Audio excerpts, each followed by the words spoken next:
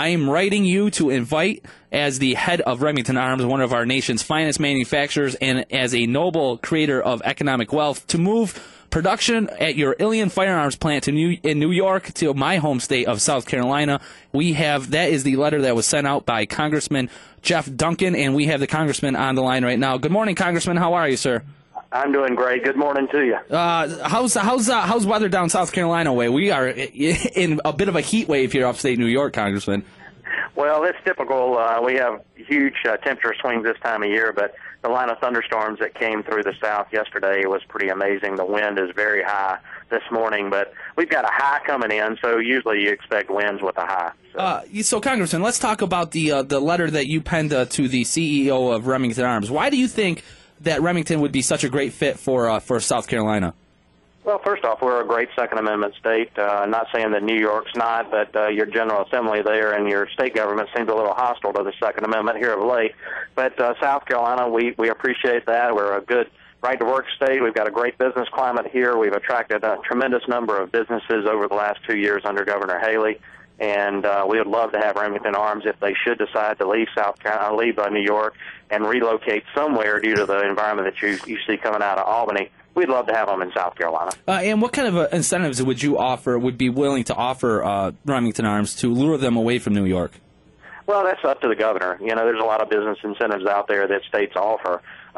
One thing I can tell you, we've got a great business climate, a great quality of life here in South Carolina, tremendous workforce, a lot of folks out of work. So if folks are looking for jobs, we would welcome the New York business to come here, Remington to come. I think their headquarters are already in North Carolina, so it will be close by. And we would welcome any workers that would want to follow Remington down here should they choose to make that decision from New York. Congressman, North Carolina has established a very good track record of attracting companies such as Boeing, BMW, Michelin, Amazon, and many others, which is a testament to the positive business climate in New York, in North Carolina, South Carolina, in South Carolina. But many would say that the work ethic is not there of the employees, and that the workforce is not there in North Carolina like it here in South Carolina, like it is here in New York State. How do you respond to that? Well, these businesses come and they stay long term. BMW has been here for well over 2 decades. Boeing located here, and they are expanding their facilities. So we see companies like Google and Amazon, as well, ZF manufacturing here in my county that makes transmissions for BMW, a lot of support businesses for BMW. The great business climate, we've got the skills, we've got a great technical college system in South Carolina, and we've got a very pro-business government. We've got a government that says if you want to open business and you want to be successful, come on down to South Carolina. And I'll attest to Governor Haley has done a tremendous job attracting businesses to come to our great state. Let me ask you this question. This is Mark Wilbur. What do you see as the differences between what South Carolina offers as opposed to what New York offers, particularly with respect to your comment that you're more business-friendly? What do you see as the differences that you have in South Carolina as opposed to the way it is here in New York State? Well, when you're talking about businesses, we are a right-to-work state, so we allow unions, but it's a little easier to be business-friendly here and not have to negotiate with unions as much. I think businesses find that attractive. And then our business climate is created by our General Assembly. And what you see going on in New York with comments from the governor and with the General Assembly passing some very restrictive gun legislation recently in New York, I think you're going to find companies that manufacture firearms, manufacture ammunition, looking to leave New York State. The business climate isn't that friendly. It's just like last year or 2 years ago when the micro-stamping issue came up. Remington very much considered relocating somewhere else. Do you have a state sales tax, or do you have a state income tax?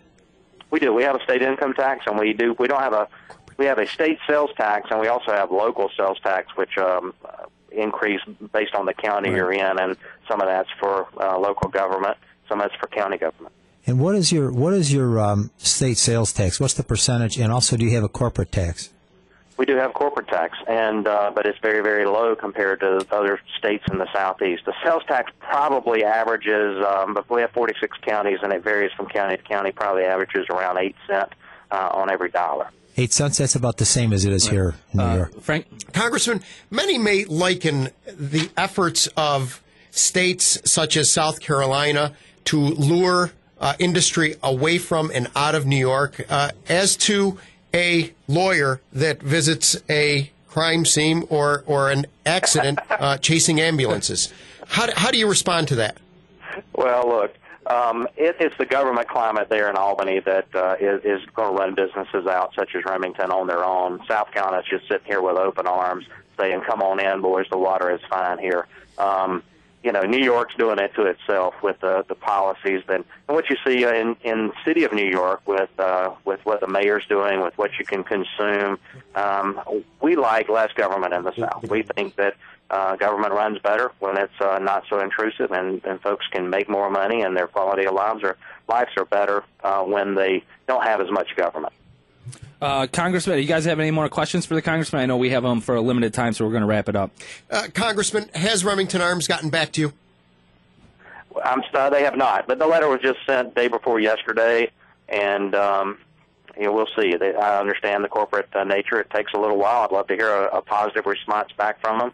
Don't necessarily anticipate this at this point, but Remington knows that South Carolina would love to have a good Second Amendment type company, a company that's manufacturing firearms not only for hunting but for sport shooting and also for our military.